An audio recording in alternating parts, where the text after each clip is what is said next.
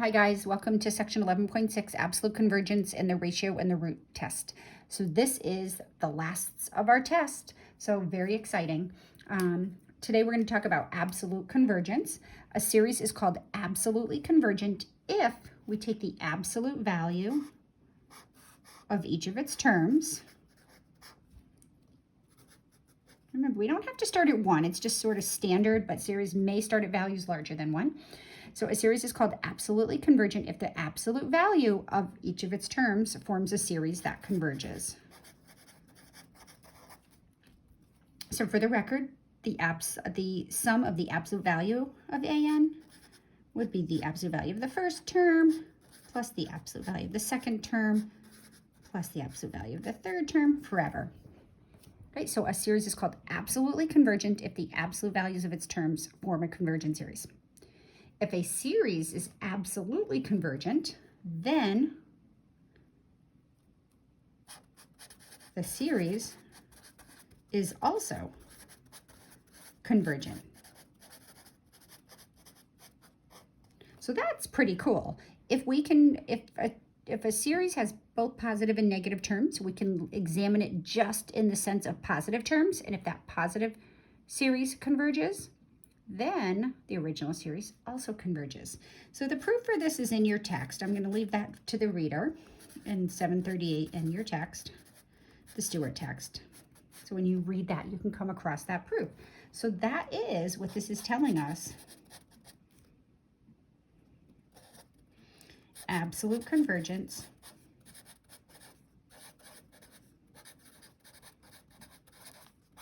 implies convergence.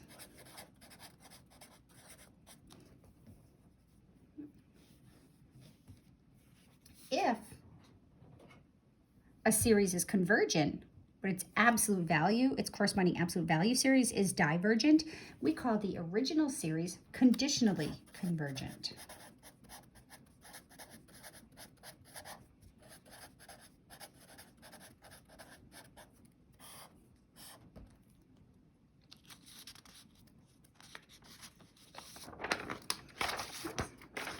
So let's look at a couple of series that we know the convergence of. Let's look at the alternating harmonic series. The alternating harmonic series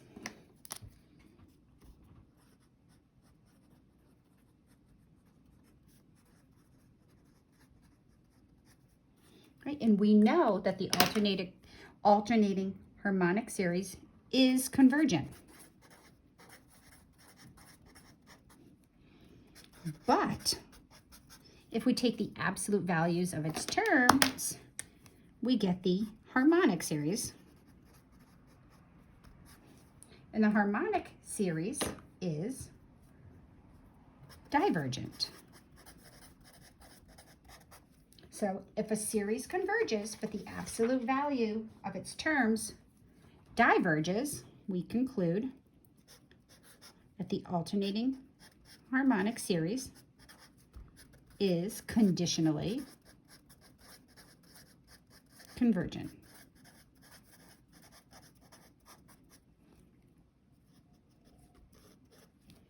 Right.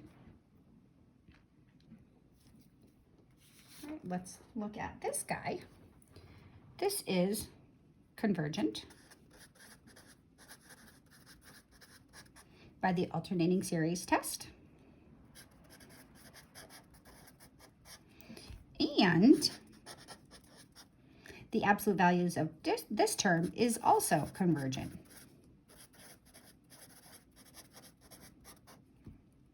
P series. P equals 2. So therefore, we say that -1 to the n, 1 over n squared, is absolutely convergent.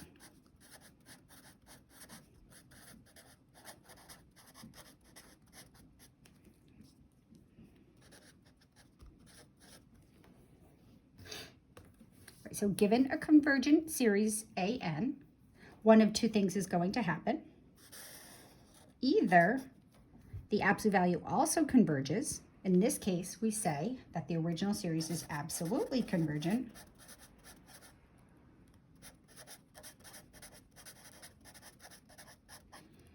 before its absolute value diverges, we say the original series is conditionally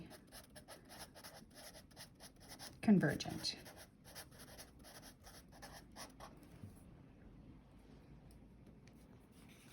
All right, let's go on. Let's go to our last test, the ratio test. The ratio test says if we have a series and we're trying to determine if it's convergent, we can try this ratio. We can take the limit as n goes to infinity of the n plus 1 term over the nth term. And if the limit is less than 1, it's going to be positive. It's going to be greater than or equal to 0 because it's absolute values. So if it's between 0 and 1, not including 1, the original series is absolutely convergent.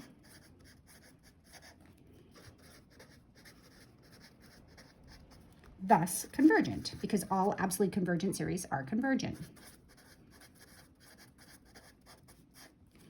If that limit is greater than 1,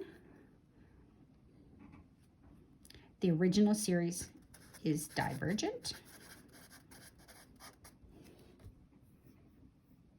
If the limit equals 1, this test is inconclusive,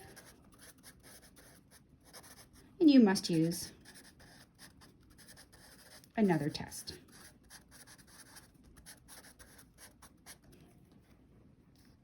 So we like to use the ratio test when we have factorials. It's very handy. So let's look at this problem. Let's look at 2 to the n factorial over 5n plus 1. So I'm going to look at, so that the n plus 1 term, you have to be really careful here because everywhere you see n, you're going to put n plus 1.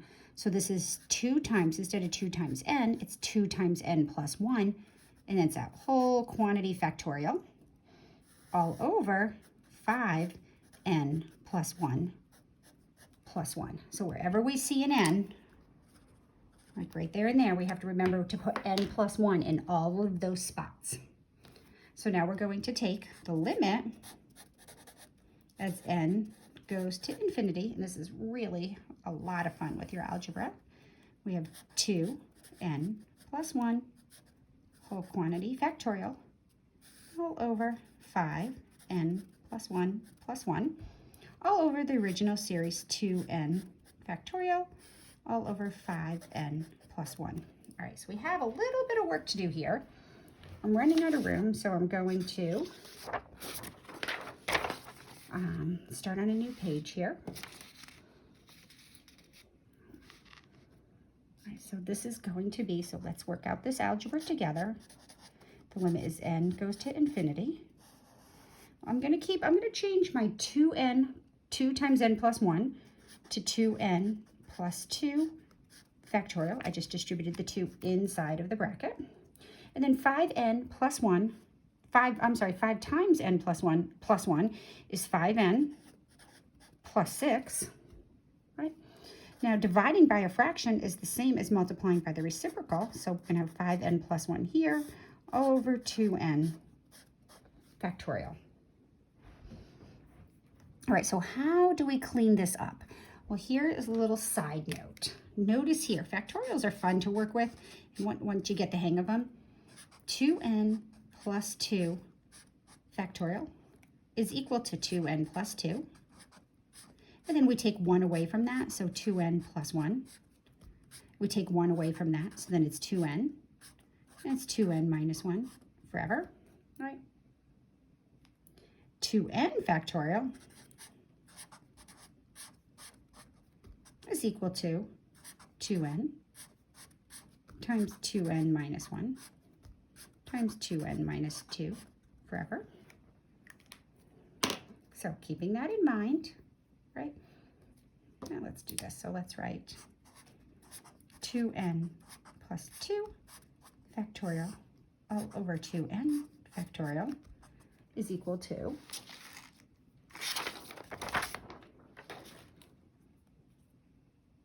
2n plus 2, 2n plus 1, 2n, 2n minus 1, dot, dot, dot, all over 2n, 2n minus 1, 2n minus 2, dot, dot, dot. So from this point factor down, they cancel. And this just nicely becomes 2n plus 2 times 2n plus 1. All right, so let's fix that up here. So we have, I'm just going to rearrange the terms. This is the limit as n goes to infinity. I'm going to do 2n plus 2 factorial times 5n plus 1 all over 2n factorial times 5n plus 6. But this just conveniently becomes 2n plus 2 times 2n plus 1. So let's write that down because we just saw here that this is actually equal to that. So this is the limit as n goes to infinity of 2n plus 2 times 2n plus 1 times 5n plus 1 all over 5n plus 6 in the bottom. All right, what we have here, we don't have to multiply out, but what you can notice is we have a third degree polynomial on the top, and we have a first degree polynomial on the bottom. And when the degree on the top is greater than the degree on the bottom, then the top grows a lot quicker than the bottom as n goes to infinity, and this limit is going to be infinity, which is greater than 1. So therefore, by the ratio test,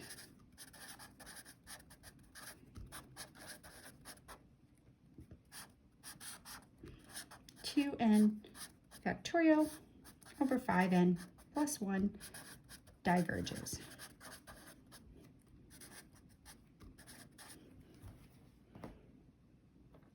Pretty cool. All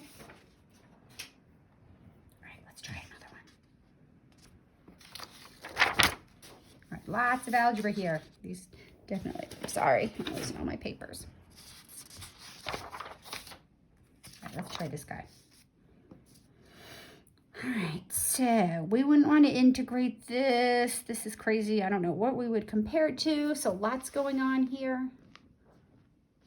So let's see what we have here. Let's use the ratio test. All right, you got to be really careful because everywhere we see n, we're going to have to put n plus 1. So the n plus 1 term is equal to negative 2 to the power 1 plus, instead of 3 times n, it's going to be 3 times n plus 1. And instead of n plus 1, we're going to replace n with n plus 1, so it's n plus 1 all over n plus 1 squared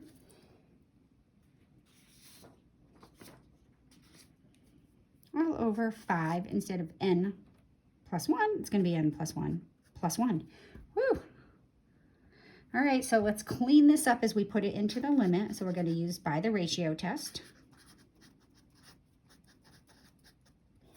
The limit as n goes to infinity of, all right, I'm going to try to clean this all up in one step. So it's going to be on the top, it's going to be negative 2. And 1 plus 3n plus 1 is going to be 1 plus 3n plus 3. So it's going to be 3n plus 4. That power becomes 3n plus 4. N plus 1 is n plus 2. All over, I'm going to leave this n plus 1 squared for now, and then it's going to be 5n plus 2. And then it's all over the original, negative 2, 1 plus 3n, n plus 1, all over n squared, 5n plus 1. All right, so let's clean this up. We don't like fractions and fractions. So the limit is n goes to infinity of, we'll leave the top alone, negative 2, 3n plus 4 power, n plus 2, all over n plus 1 squared, 5n plus 2 power, all over, well, dividing by a fraction, the same as multiplying by its reciprocal. So the n squared and the 5n plus 1 go up here, and the negative 2, 1 plus 3n, and n plus 1 are all going to go down there. so what are we going to do here? All right, what I'm going to do is I'm going to rearrange these for the sake of simplicity. Let's see. I'm going to put the -2 to the 3n plus 4 here. So that's the first factor in the numerator. And I'm going to put the factor -2, 1 plus 3n first in the denominator. And then I'm going to put 5n plus 1 next in the numerator. And 5n plus 2 in the denominator. And then what's left on the top is n squared, n plus 2, right? All over in the bottom, I have n plus 1 squared times n plus 1, right? All right, well, why did I do that? Well, now I can simplify here. I can simplify here. We can clean these up, right? So the limit is n goes to infinity. Well, -2 to the power 3n plus 4 over -2 to the power 1 plus 3n. Well, if you do 3n plus 4 minus 1 plus 3n, we're just going to get -2 to the 3 power. And then 5n plus 1 power over 5 to the n plus 2 power. You take n plus 1, subtract n plus 2. We get 5 to the -1 power. And then we have what's left here is, I'm going to do n cubed plus 2n squared. And I'm just going to leave this n plus 1 cubed. All right, so we're going to keep working on this algebra. I get the limit as n goes to infinity of -8 over 5 n cubed plus 2n squared all over n plus 1 cubed. We can take out that -8/5. Can pull a constant out of the limit. And then the limit is n goes to infinity of n cubed plus 2n squared all over n plus 1 cubed. Well, we have a third degree polynomial over third degree polynomial. So the limit is n goes to infinity when the degree at the top matches the degree at the bottom is the ratio of the leading coefficients. The leading coefficient is 1 on top. And the leading coefficient is 1 on the bottom. So this limit is, oh my goodness, -8/5, right? But let's go all the way back here. And of course, I'm not going to rewrite this. But I needed to take the absolute value throughout this whole process. So don't leave those out. All right. Keep going. Keep going. I'm going to pull out +8/5. And that's going to be +8/5. Okay, so don't forget the absolute values. That's part of the test. All right. So which is greater than 1. So therefore, by the ratio test, my original problem, -2 to the 1 plus 3n times n plus 1 all over n squared 5n plus 1 diverges because this limit is greater than 1. So this is a true testament of your algebra skills. So have fun with these. We'll see how good your algebra is in the summertime. All right, root test.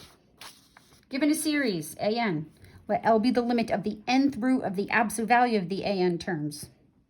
Then the conclusions are the same for the root test as they are for the ratio test. If this limit is less than 1, then the series is absolutely convergent.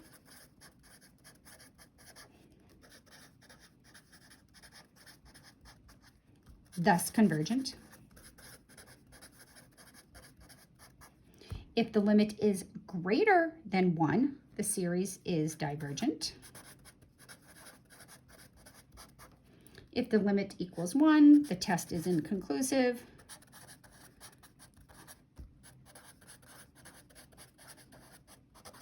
Must use another test.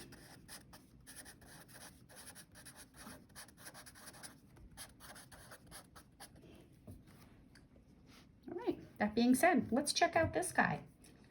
You may see why this root test would be really super helpful here, because if we take the nth root of something to the nth power, nice things happen.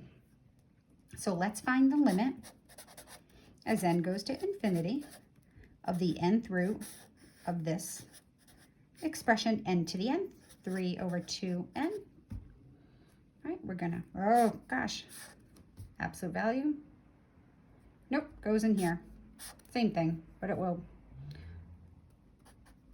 work. So ignore those out there. All right, how about I do this? How about I just rewrite it? So bear with me. Let's just cover this. Let's go, right? And let's just rewrite it to make it look all nice, right? So because what we really want to say is the limit as n goes to infinity of the nth root of the absolute value of n to the n over 3 to the 2n. Now, realistically, we didn't even need those absolute values because n to the n is always positive and 3 to the 2n is always positive. But for giggles, we'll put them in. The limit as n goes to infinity. Well, I'm going to eliminate them now because n to the nth power is always positive. So the absolute value of n to the n and the absolute value of 3 to the 2n is always positive. So we're going to write that. Limit as n goes to infinity. Well, the nth root of n to the n is just n because the power n cancels out with the root n. And the nth root of 3 to the 2n is just 3 squared. And this is the limit as n goes to infinity of n over 9, which equals infinity, which is greater than 1. So therefore, the original series, n to the n over 3 to the 2n, diverges.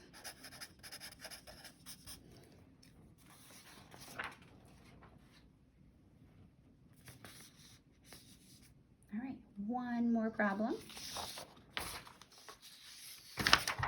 Let's look at, from 1 to infinity, the series n to the power 1 minus 3n. I'm listening. All over 4 to the 2n. Oh, I triggered Siri on my phone. That's ready. Let's take the limit as n goes to infinity of the nth root of n to the 1 minus 3n all over 4 to the 2n. So formally, I'll put those in. We don't need them because n to the 1 minus 3n is always positive, and so is 4 to the 2n. So I'm going to eliminate the absolute values to just make it a little bit tidier. So we're going to have the nth root of n to the 1 minus 3n. Oh, you can see how things are a little bit more complicated here. Nth root of 4 to the 2n. The limit as n goes to infinity. Well, the nth root of 4 to the 2n is just 4 squared. But let me show you if you didn't see that in the last one. Keep in mind what the nth root means. We can write this as n to the 1 minus 3n all to the power 1 over n, because that's what the nth root is. It's the 1 over n power, 4 to the 2n to the 1 over n. So now when we distribute, when we multiply, we have a power to a power, we multiply these two, and 2n times 1 over n is just 4 squared. And then we're going to distribute that power through this. We're going to get n to the power 1 over n, and then it's going to be minus 3. All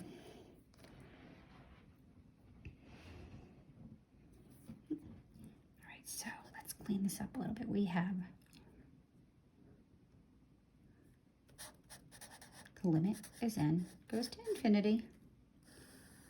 I'm going to change this to 1. Piece here, n to the 1 over n times n to the negative 3, all over 16. I'm going to bring that guy downstairs. The limit as n goes to infinity. 16n cubed. And this is n to the 1 over n. All right, can we work with this now? How does this behave? Well, as n goes to infinity, the denominator goes to infinity because n squared gets big quick. And as n goes to infinity, n to the 1 over n, which is equivalent to the nth root of n, that goes to 1. We saw that in 11.1. I said it's one of those limits that you'll probably see again. So we have 1 over infinity. It's equal to 0. So, therefore, by the root test,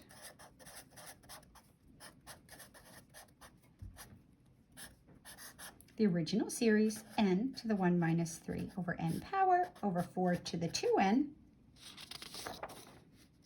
is absolutely convergent.